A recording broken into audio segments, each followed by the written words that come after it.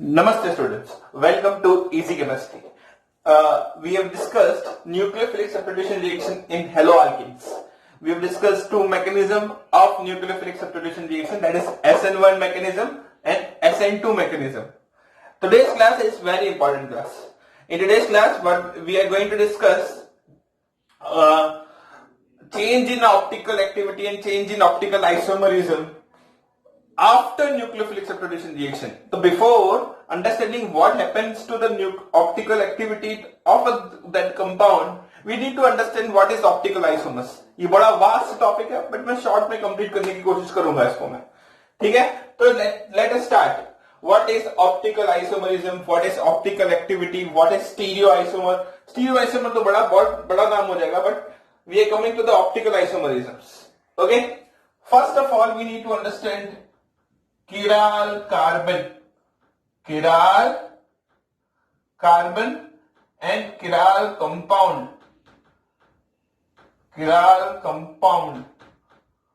ठीक है, या तो आप इसको बोल दो asymmetrical compound या तो asymmetrical carbon. सारे वर्ड्स एक ही हैं. तो first of all, a carbon which has tetrahedral arrangement. Carbon which has tetrahedral arrangement. It means carbon which has sp3 hybridization and in which 4 valencies of carbon is satisfied by 4 different types of groups. Okay, it means you have one carbon which is in tetrahedral shape. It is occupied by 4 different groups. This type of carbon is considered as a chiral carbon. This is also called as optical center.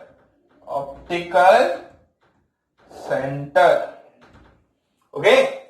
Now, the compound which contains chiral carbon is called as chiral compound.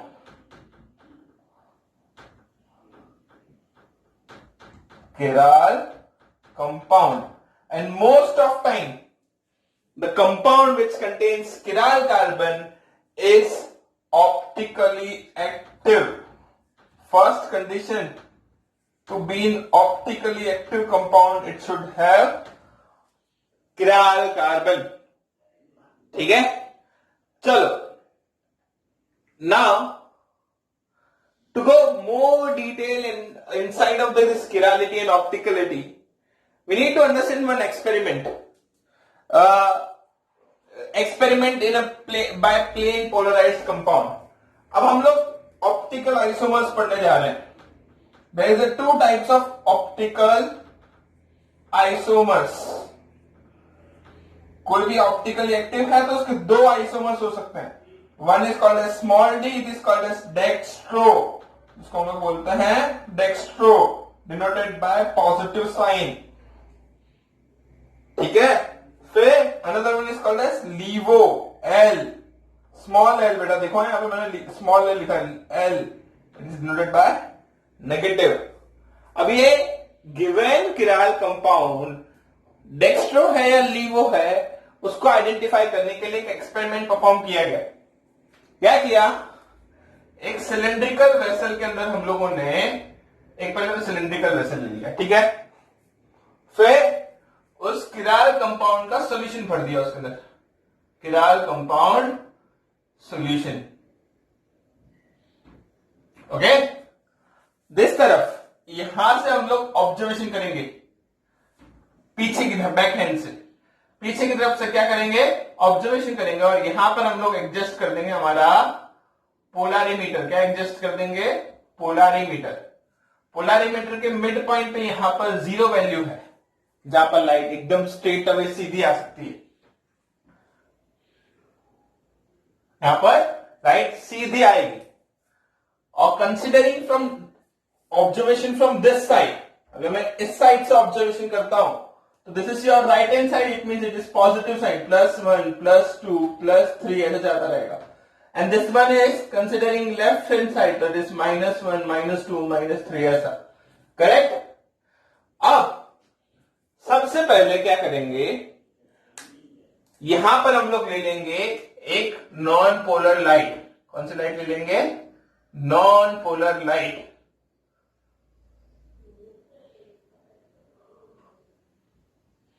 ठीक है, what do you mean by non polar light? The light which goes in 4 और 8 all possible direction, सभी चारों दिशा में जा रही है। ये बल्ब मेरे यहां भी जल रहा है, वो that is non polar light. ये ट्यूबलाइट से जो लाइट आ रही है that is non polar light because it is going in all 4 and 8 directions. Okay, but torch की लाइट है, टॉर्च की लाइट हो जाएगी, फिर क्या बोलते हैं लेजर लाइट की लाइट हो जाएगी। It is not a non polar light, it is a plane polarized light बोलते हैं उसको। Why? The light which has only single direction goes in one direction only, that light is considered as a polarized light. तो मुझे ये non polar light का कोई काम नहीं है, तो इस नॉन पोलर लाइट को I need to convert into the polar light. तो नॉन पोलर लाइट को we will pass through the one is called as Nicol prism. किसमें पास करेंगे हम लोग? Nicol prism. निकोल प्रिज्म का काम एक बहुत सिंपल है, टू कन्वर्ट। ये क्या करता है? नॉन पोलर लाइट को पोलर लाइट में कन्वर्ट करता है। कैसे करता है? आस्क योर फिजिक्स टीचर कैसे करता है।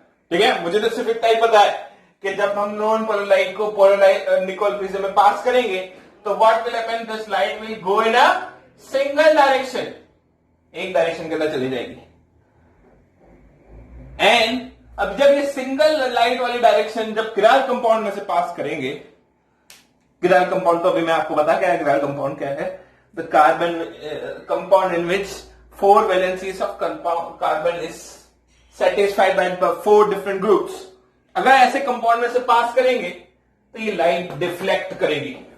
लाइट क्या करेगी? डिफ्लेक्ट करेगी। तो अगर मैंने लाइट को पास किया, लाइट आई यहां पर आई, अगर लाइट आके लेफ्ट हैंड साइड में डेविएट की तो मेरा ये वाला जो किराल कंपाउंड है इट इज लीवो इन नेचर। इसको मैं क्या बोल दूंगा? लीवो। किससे डिनोट कर दूंगा? नेगेटिव साइन से। करेक्ट। अगर वो -2.5 पे डिफ्लेक्ट किया तो मैं बोलूंगा the degree of polarimeter, degree of polarization is -2.5। उतना लीवो नेचर है उसके अंदर। Hope all of you understood? ये डिग्री ऑफ पोलराइजेशन है यहां पर, इसको अल्फा से डिनोट करते हैं। वो दो चीजों पे डिपेंड करता है, एक कॉन्सेंट्रेशन के ऊपर और दूसरा डिपेंड करता है कि कंपाउंड की रियलिटी कितनी है, कार्बन डेंसिटी कितनी है। ठीक है, वो आपको डिटेल में नहीं जाना। अभी फिलहाल इतना ध्यान रखना है कि when we pass plane polarized light through this chiral compound, if plane polarized light get deviate into the left hand side direction, give any negative reading, it means that the given compound is LIVO. अगर light deviate होकर right hand side direction में चली गई, it means the given compound is dextro. It is denoted by positive sign. तो आपको dextro लीवो समझ में आ रहा है।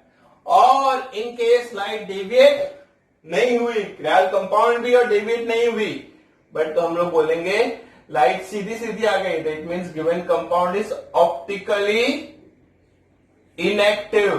किराल तो है बट ऑप्टिकली इनएक्टिव है। ये कब होगा? वो 2 मिनट या 5 मिनट का लेक्चर अटेंड करो, बाद में लास्ट में समझ में आ जाएगा। ठीक है, तो बात समझ में आ रही है। यहां तक बात समझ में आ गई कि एक कंपाउंड है जो sp3 हाइब्रिडाइज्ड है, जिसकी 4 वैलेंसीज है, चारों वैलेंसीज 4 डिफरेंट टाइप के ग्रुप से, 4 डिफरेंट टाइप के ग्रुप से सेटिस्फाइड हो रही है। उसको हम लोग एक्सपेरिमेंट से पता कर सकते हैं कि वो डेक्स्ट्रो है या लीवो है। ठीक है, जैसे मैं एक कंपाउंड बनाता हूं, मुझे बताना अभी ऑप्टिकल एक्टिव है या इनएक्टिव है, या चलो इतना बता दो कि ये किराल है या अकिराल है। ठीक है, एक कंपाउंड बना रहा हूं CH3, CH2, CH, यहां पर OH और CH3, इसको हमारे यहां बोलते हैं ब्यूटेन 2ऑल। आप लोग क्या बोलेंगे जल्दी बताइए? इसको ब्यूटेन 2ऑल बोल देंगे नहीं? तो if I say this compound is butane 2ऑल, तो चेक करो, तो given compound this carbon is chiral in nature. बाकी ये किराल नहीं है, ये किराल नहीं है, ये किराल नहीं है, ये किराल नहीं है, ये श्योर है कि नहीं? इसके आसपास 3 सेम हाइड्रोजन है, तो ये किराल कोई कंडीशन में नहीं हो सकता। इसके आसपास 2 हाइड्रोजन है, ये किराल नहीं हो सकता। यहां पर ये वाला कार्बन किराल है, क्यों है? क्योंकि इस किराल कार्बन के आसपास एक तो ऊपर एक हाइड्रोजन लगा दीजिए, एक मिथाइल ग्रुप लगा दीजिए, वाला मिथाइल ग्रुप, एक OH ग्रुप यहां लगा दीजिए, and this is your C2H5 methyl group लगा दीजिए। अब इसमें एक और केस है कि किराल कार्बन के आसपास मेन फंक्शनल ग्रुप क्या है? OH। अब मैंने स्ट्रक्चर बनाते वक्त इस OH ग्रुप को राइट हैंड साइड में लगा दिया, तो it is consider as a capital D, dextro बोलते हैं इसको, but it is theoretical data. अगर मैंने इस पोलरीमीटर में इसको डाला और ये डेक्स्ट्रो दे, ऐसा जरूरी नहीं है, बट ये तो मैंने सिर्फ स्ट्रक्चर बना दिया, उससे ऐसा हो गया कि OH group right hand side में आ गया है। तो मैं OH ग्रुप को राइट में रखता हूं, मेन फंक्शनल ग्रुप को राइट में रखता हूं, it is dextro.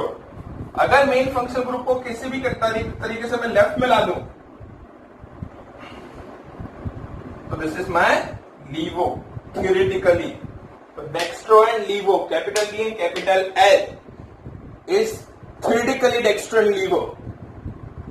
When main functional group is present in a right hand side direction, it is dextro. When main functional group is present in a left hand side direction, it is levo. समझ रहे हो कि नहीं? Dextro लीवो समझ में आ रहा है कि नहीं आ रहा कि डेक्स्ट्रो लीवो कैसे आइडेंटिफाई करेंगे? ठीक है, चलो अब यहां पर देखो एक और चीज समझिए।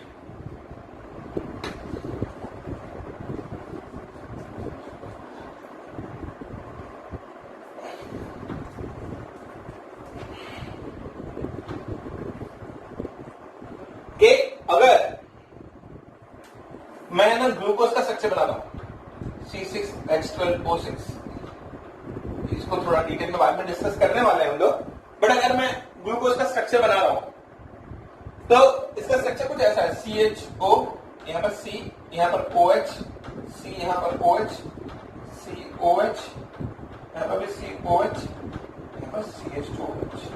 बोलेंगे सर ने तो बहुत बड़ा स्ट्रक्चर बना दिया है, कोई बात नहीं बेटा, आ जाएगा, आपको भी आ जाएगा।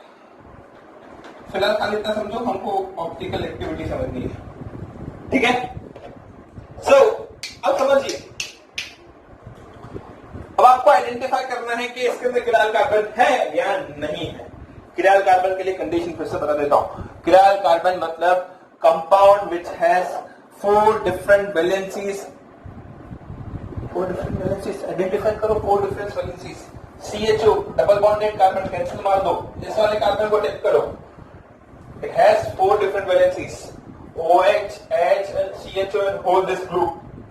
ठीक है, एक किराल कार्बन मिल गया मुझे। दूसरा आइडेंटिफाई करो, ये भी किराल है, यहाँ पर एक H है, यहाँ पर एक OH है, एक पूरा ग्रुप, दूसरा पूरा ग्रुप, है ना? ये भी किराल है, OH है, H है, ये पूरा ग्रुप, एक नीचे पूरा ग्रुप, ये भी किराल है।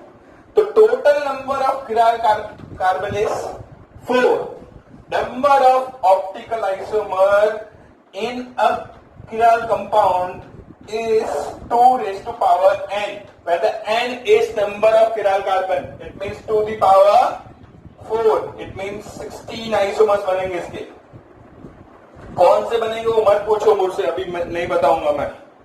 खाली इतना याद रखो कि this glucose compound which has 4 chiral carbon, it has 16 optical isomers. 16 optical isomers. वो डेक्स्ट्रो होंगे, लीवो होंगे, मेजो होंगे, डाइस्टीरियोमर्स होंगे, एनेंशियोमर्स होंगे, एनोमर्स होंगे, कई सारे आइसोमर्स बन सकते हैं। 16 आइसोमर्स बन सकते हैं इन दिस ग्लूकोज। तो कोई पूछता है तो what is the number of optical isomers in a given chiral compound? So you will write 2 the power n, and the n is number of chiral carbon. ये समझ में आ रही बात? क्या मैं बात समझ में आ रही है कि नहीं? किराल कार्बन आइडेंटिफाई करना आ जाएगा कि नहीं आ जाएगा? गिवन कंपाउंड एक्सपेरिमेंटली कैसे पता करते हैं वो पता चल गया, थियोरेटिकली कैसे पता करते हैं वो भी पता चल गया। चलो next we are coming to the next is कि कैसे किसी कंपाउंड की आप ये पता करेंगे कि हमारा तो ये टॉपिक था ना कि न्यूक्लियोफिलिक सब्स्टिट्यूशन के रिएक्शन के अंदर क्या हो जाता है, उसका ऑप्टिकल आइसोमरिज्म चेंज हो जाता है ना? वो कैसे चेंज हो जाता है वो समझने की कोशिश करनी है, समझते चलो आ जाइए। डिटेल में समझते हैं, अच्छे से समझते हैं, बिठाते तब तक आप लिखा देते। चलो आज कम ऑन चलो। नेक्स्ट इज, देखो अगर आपके पास कोई कंपाउंड है CABC और यहां पर कोई X ग्रुप लगा हुआ है मान लीजिए, ठीक है, और एक X जो ग्रुप है वो आपका मेन फंक्शनल ग्रुप है, X जो आपका फंक्शनल ग्रुप है वो मेन फंक्शनल ग्रुप है। अब Y रिएक्ट कर रहा है जो डिस्प्लेस करने वाला है X को, और वो जो Y है वो X की एग्जैक्ट पोजीशन पे आ रहा है, कहीं और नहीं आ रहा है। मतलब अब आपका कंपाउंड कैसा बन जाएगा, C और यहां पर Y आ गया X की जगह पर और X निकल गया बाहर -X। तो आप क्या बोलोगे, यहां पर अगर मैं देखूं कि ये ऑप्टिकली एक्टिव है और मेन फंक्शनल ग्रुप X है और X राइट हैंड साइड पे, इसका मतलब ये डेक्स्ट्रो, सही बात है कि नहीं, और इसी X की जगह पर मेरा Y आ गया, वो भी वहीं आया जहां X था, तो ये कंपाउंड भी डेक्स्ट्रो ही है। इसका मतलब आपकी optical activity from reactant to product change नहीं हुई। कंपाउंड पहले भी डेक्स्ट्रो बाद में भी डेक्स्ट्रो, है ना, कंपाउंड पहले भी डेक्स्ट्रो बाद में भी डेक्स्ट्रो, ऐसे टाइप के रिएक्शन को बोलते हैं रिटेंशन। सॉरी बेटा, तो कंपाउंड पहले भी डेक्स्ट्रो बाद में भी डेक्स्ट्रो, अगर बाद में पहले भी लीव हो बाद में भी लीव हो, then also it is retention, ठीक है। अब नेक्स्ट पॉसिबिलिटी क्या हो सकती है कि इफ कंपाउंड है CABC और यहां पर X ग्रुप लगा हुआ है, फिर से Y के साथ ये कर रहा है, this time Y attacks in opposite direction of X, in opposite direction of X बाहर निकल गया, जो कंपाउंड बना वो CABC और यहां पर Y आ गया। अगर X मेरा फंक्शनल ग्रुप है, ये मेरा कंपाउंड क्या हो जाएगा, डेक्स्ट्रो, और जो कंपाउंड बना वो Y group left hand side में आ गया, वो लीवो हो गया, कि मेन फंक्शनल ग्रुप आप लेफ्ट हैंड साइड में है। तो ऑप्टिकल एक्टिविटी में मेरा reactant to product compound dextro से लीवो कन्वर्ट हो गया, उल्टा हो गया। ऐसे उल्टे प्रोडक्ट को बोल देते हैं इनवर्ट प्रोडक्ट, क्या बोलते हैं इसको हम लोग, इनवर्ट प्रोडक्ट, और रिएक्शन को बोल देते हैं हम लोग इन्वर्जन।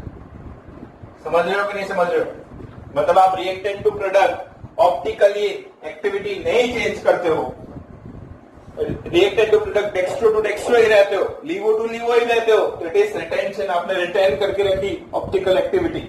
यहां पर आपने इन्वर्ट कर दी, फ्रॉम डेक्स्ट्रो टू लीवो कर दिया, the reaction is called as inversion and product is called as invert product. Retention समझ में आ गया, इन्वर्जन समझ में आ गया। तीसरा समझो, तीसरा समझते हैं। अगर तीसरे कंपाउंड में फिर से CABCD है आपके पास, सॉरी डी नहीं रखते, आप X रखते हैं, X का एग्जांपल ले रहे हैं हम लोग, तो से अब इस बार Y अटैक कर रहा है, बट Y पहले अटैक नहीं कर रहा है, Y पहले अटैक कर ही नहीं रहा है, पहले तो X निकल रहा है। X निकल जाएगा तो क्या बन जाएगा, कार्बोकेटाइन बन जाएगा, CAB और C, है कि नहीं, X निकल गया बाहर, ठीक है, और अब Y अटैक कर रहा है, तो Y को अटैक करने के लिए दोनों पॉसिबिलिटी है, आगे से भी अटैक कर सकता है, पीछे से भी अटैक कर सकता है, सही बात है कि नहीं। अगर वो अटैक करके राइट हैंड साइड में आ जाता है तो कंपाउंड को डेक्स्ट्रो बोल दूंगा, अगर अटैक करके कार्बन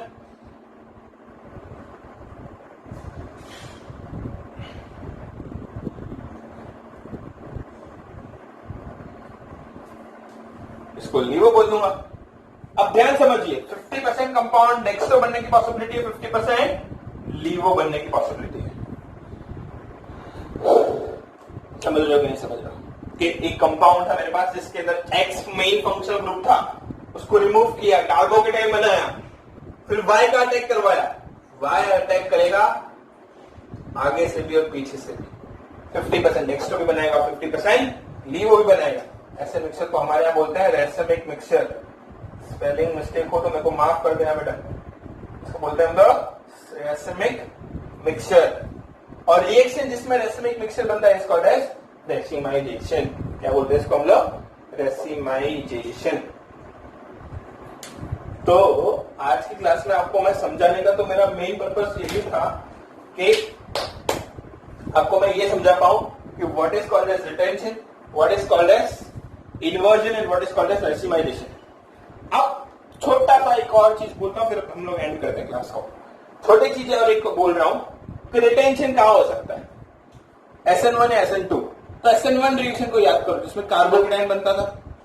तो कार्बोकेटाइन बनने के बाद पॉसिबल है कि ग्रुप उस ही डायरेक्शन में अटैक करे, तो retention is possible in SN1 direction. ठीक है, ये तो पूरा जो ऑपोजिट डायरेक्शन से अटैक करने वाली बात है वो तो SN2 रिएक्शन।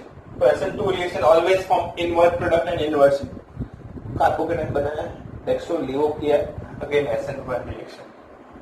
तो SN1 reaction may be a retention or may be a racemization. And SN2 reaction is always and always inversion because the given nucleophile always attack on the opposite direction of a halogen. अगर आपने SN2 reaction की video देखी हो तो ठीक है, तो आपको याद होना चाहिए कि the nucleophile always attack on the opposite direction. तो आपको इनवर्ट प्रोडक्ट बनाएगा। ठीक है, थोड़ा सा भी कंफ्यूजन हो रहा है तो please see the SN1 and SN2 mechanism, तो आपको समझ में आएगा कि कैसे ऑपोजिट डायरेक्शन में अटैक कर रहा है सब कुछ। ठीक है, तो होप सो कि आपको आज की क्लास समझ में आई। आज की क्लास में आपको मैंने ऑप्टिकल आइसोमरिज्म समझाने की कोशिश की, किरायल कार्बन समझाने की कोशिश की, वो एक पोलरिमीटर वाला एक्सपेरिमेंट समझाने की कोशिश की, और फंक्शनल ग्रुप के हिसाब से डेक्सो लीवो देखना सिखाया, और फिर ये 3 टाइप की रिएक्शन समझाई आपको मैंने, रिटेंशन, इन्वर्जन and racemization. ठीक है, thank you for watching. If you understand everything, like, share and subscribe to my YouTube channel. ठीक है, and download our own application. We have made our own application for you only, which provides you the live classes, recorded videos, test material and many more.